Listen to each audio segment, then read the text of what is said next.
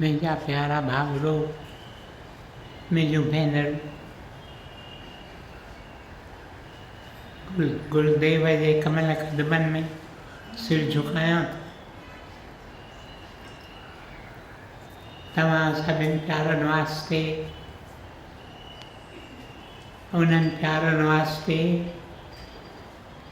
जिन असांजो आवाज़ु न आहे,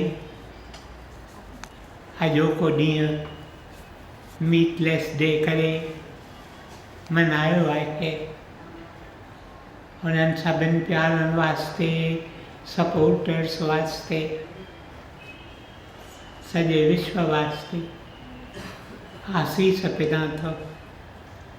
तव्हां सभिनि जे, तव्हां मां हिक हिक जे चरणनि में सिर झुकायां थो। हिन तव्हांजे दास वास्ते दुआ पिना थो। मुंहिंजा प्यारा भाउरो, मुंहिंजूं भेनरूं, तव्हांखे ख़बर की न आहे त ई संत सतपुरुष केॾी कुर्बानी कनि था, केॾे न आनंद में गुज़ारे सघनि था पंहिंजो वक़्तु, पर असांजे कारण,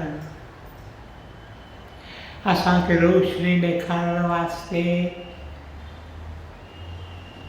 असांखे उपदेश ॾियण वास्ते,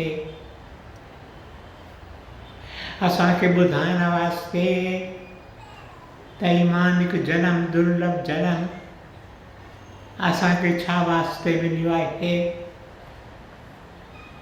ख़ाक जा चोला पाइनि था, इंसान बणिजी हिते अचनि था, हिते वञनि था, हुते वञनि था, के लोक खेनि ॿुधनि था, के ॿुधनि कीन, के त संतनि खे तकलीफ़ूं ॾियनि था, के त पत्थर हणनि था, के त उन्हनि खे घटि वधि ॻाल्हाइनि था, पर संत सतपुरुष प्रभुअ जा प्यारा हमेशह शांति हिक हिक खे पिया पंहिंजी आसीस ॾियनि। लोकनि के हितकारने संत भाई फ़कीर, लोकनि जे सदके संत अची फ़कीर थियनि था। मुंहिंजा प्यारा भाउरो, मुंहिंजूं भेनरूं, ऐं अॼोके ॾींहुं 131 वरे अॻु परे परे हैदराबाद सिद्ध असांजे प्यारे गुरुदेव, असांजे प्यारे मुर्शिद जनम वरितो। अॼु वक़्तु कीन थम संदसि जीवन जो विस्तार में तव्हां सां ज़िक्र करिया, पर कीअं न वक़्तु अचे थो संदनि ज़िंदगीअ में, जॾहिं दौरा हणनि था भारत जे जुदा जुदा स्टेट्स में, भारत खां ॿाहिरि विलायती मुल्कनि में, हिकु ई पैगाम वञी लोकनि खे पहुचाइनि था, उथो जागो, गाफ़िल गफ़लत छोड़, गफ़लत छॾियो, उथो जागो। मुंहिंजा प्यारा भाउरो, मुंहिंजूं भेनरूं, जीअं मूं अॼु संदन उपदेश पे ॿुधो, कुंड में वेठो हुअसि, शांत में वेठे उपदेश ॿुधमि,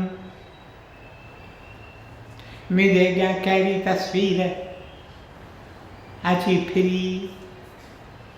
गुरुदेव वेल्स में आहिनि, ब्रिटिश आइल्स जो हिकु हिसो वेल्स, वेल्स मां खेमकोट थी आहे,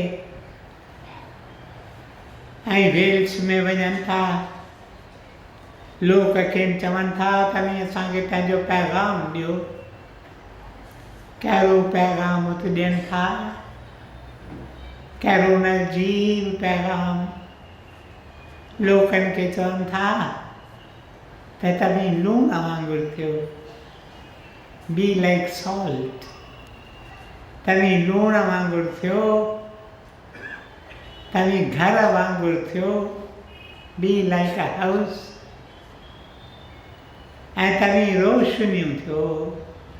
मुंहिंजा प्यारा भाउरो, मुंहिंजूं भेनरूं, हीउ मानिक जनम असांखे इन वास्ते मिलियो त असीं लूण थियूं, असीं घर थियूं, असीं रोशनियूं थियूं। इन वास्ते की न मिलियो त पैसो पदार्थ कमायूं, करोड़ कठा करियूं ऐं करोड़ छॾे हिते अॻिते हलंदा हलूं। इन वास्ते की न मिलियो त जॻहियूं जोड़ायूं, बाग बगीचा ठहिरायूं। न मुंहिंजा प्यारा भाउरो, मुंहिंजूं भेनरूं, इन वास्ते मिलियो त शल लूण वांगुरु थियूं। लूण खां सवाइ खाधो तव्हां कॾहिं खाई ॾिठो आहे? कॾहिं खाई ॾिसो, वणंदव की न? खाधो सवादी थिए थो जॾहिं लूणु मंझंदि पवे थो। लूण मां शरीर में ताक़त अचे थी, शक्ति अचे थी। ऐं गुरुदेव उन्हनि खे चयो त तव्हीं लूण वांगुरु थियो।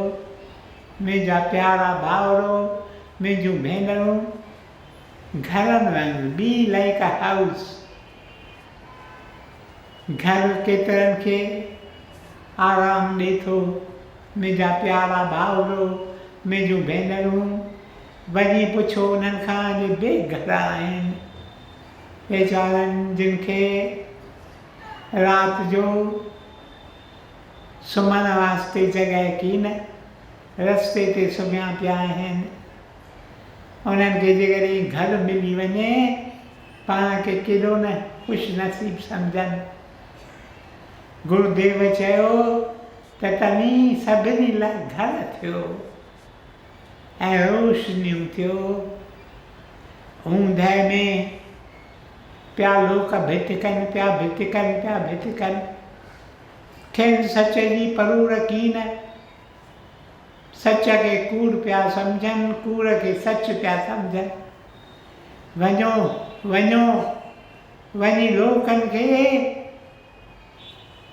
ॿुधायो त सच छा आहे, जे हू पूरे राह ते हली सघनि।